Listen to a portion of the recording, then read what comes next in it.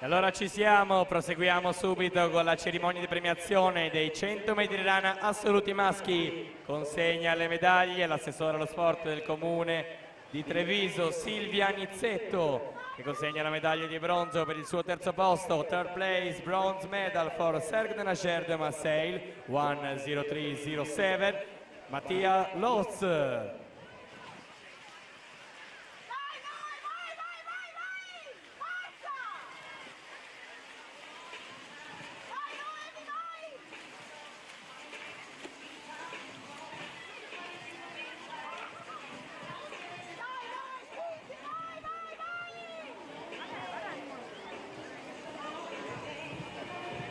Third place, bronze medal, Mattias Lov, Cercle de Nacher de Marseille.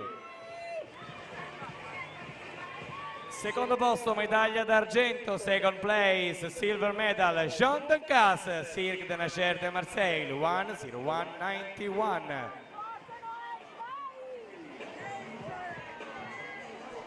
E primo posto, medaglia d'oro con il record del circuito nuoto Italia di 1:00:52 per il Nuoto Club Brebbia, il primatista italiano assoluto dei 100 metri rana, Nicolò Martinenghi.